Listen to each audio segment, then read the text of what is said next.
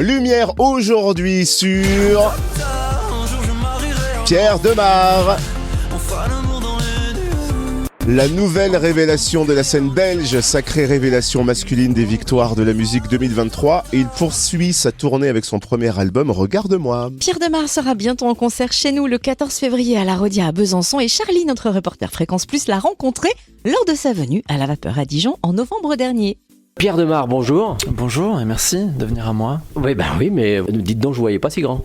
Je suis très grand, c'est vrai, 1m88 au moins. Au moins. Vous êtes un petit peu la comète de ces derniers mois, on peut le dire comme ça ? Merci, j'aime bien, moi tout ce qui est ovniesque, tout ce qui n'est pas terrestre, ça me plaît, donc oui, merci. Alors c'est vrai que vous êtes apparu un petit peu sur la scène française et on va dire un petit peu européenne, francophone depuis 2022, avec une victoire de la musique en 2023, c'est une ascension fulgurante. C'est merveilleux, ça a été très vite en fait, et en même temps dans ma tête je rêvais de tout ça depuis tellement longtemps. Moi j'ai rêvé alors les victoires je sais pas parce que je sais pas ce que c'était encore il y a 3 ans, mais l'Olympia, c'est celle mythique, le public qui vient et qui connaît tout par cœur, j'en ai rêvé depuis que j'ai 10 ans de ça, donc ça paraît très long dans ma tête, mais dans la tête des gens qui découvrent, tout a été vite, et c'est vrai, il y a eu un enchaînement c'est comme si toutes les planètes s'étaient alignées comme ça en 2023 particulièrement. En fait en 22 le morceau le plus connu, Un jour je marie un ange, explose. Et puis à la suite de ça, l'album, les victoires, l'Olympia, et puis les Zénith l'année prochaine, et tout se passe très bien, c'est super.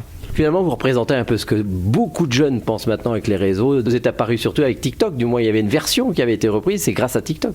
Voilà, TikTok a été un bel outil que j'utilisais pas du tout, pour être tout à fait honnête.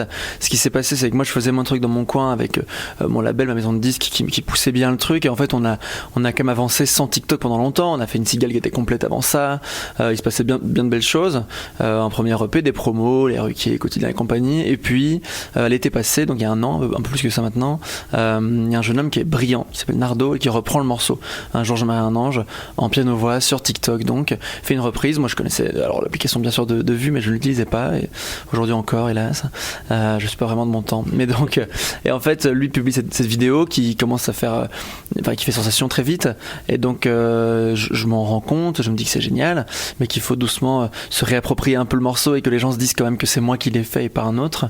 Et donc j'ai débarqué sur l'application, j'ai expliqué tout ça, j'ai eu la chance que mes vidéos soient vues, et donc doucement les gens se sont rendus compte que Un jour je marie un ange, c'était Pierre Demar. Mais le morceau est encore plus fort que moi pour l'instant.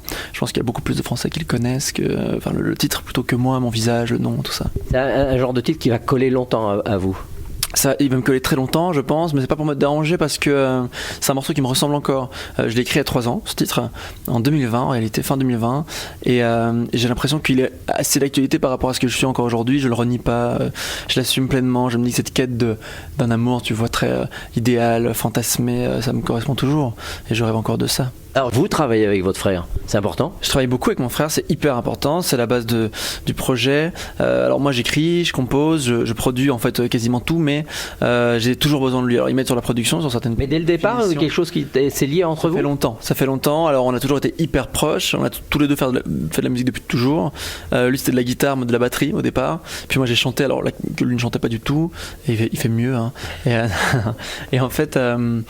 Un beau jour, on s'est mis à faire ça ensemble quand il a fallu enregistrer un morceau pour la première fois véritablement un peu professionnellement entre guillemets. Lui sortait de son école d'ingé son, moi j'avais 18 ans, et on a enregistré ce premier morceau, Potin absurde, ensemble, qui était le premier titre en français, en indépendant. Il n'y a pas de label ou quoi que ce soit, on l'a publié sur les plateformes, ça coûte rien, ça coûte 10 € par an à n'importe qui.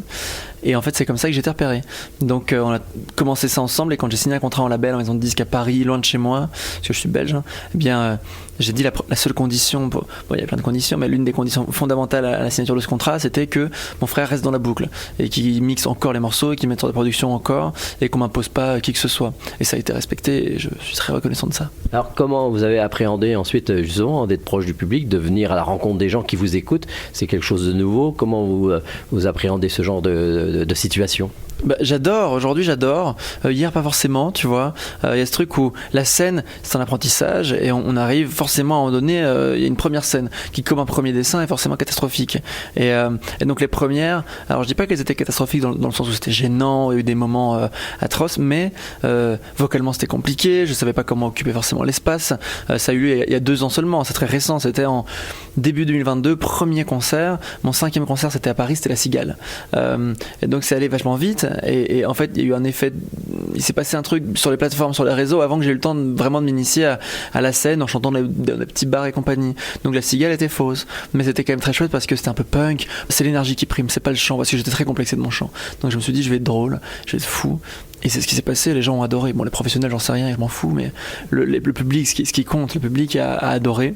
Et depuis, plus le temps passe et plus c'est du plaisir parce que je commence à maîtriser tout ce que je maîtrisais pas à l'époque, donc la voix, les déplacements, le souffle. Je suis plus épuisé au bout d'une heure, même pas. Enfin, La Cigale au bout de 4 chansons, j'avais un point de côté, tu vois. Et c'est plus le cas aujourd'hui. Et c'est hyper agréable parce que plus tout est maîtrisé et plus tu es libre de faire ce que tu veux. Et donc aujourd'hui, je me sens très libre et heureux sur scène et rencontrer le public. C'est enrichissant parce que c'est la véritable rencontre, elle est là en chair et en os. Autant les retours sur les réseaux sociaux et compagnie, sur une sortie de chanson, bon, les gens peuvent mentir. En vrai, ça ne ment pas un public, donc s'il s'ennuie, je le vois. Et j'aime bien quand il est déchaîné et qu'il a l'air très très heureux en fin de concert, quand il y a des applaudissements qui durent 2 minutes. Je me dis que ça y est, on a réussi, quoi.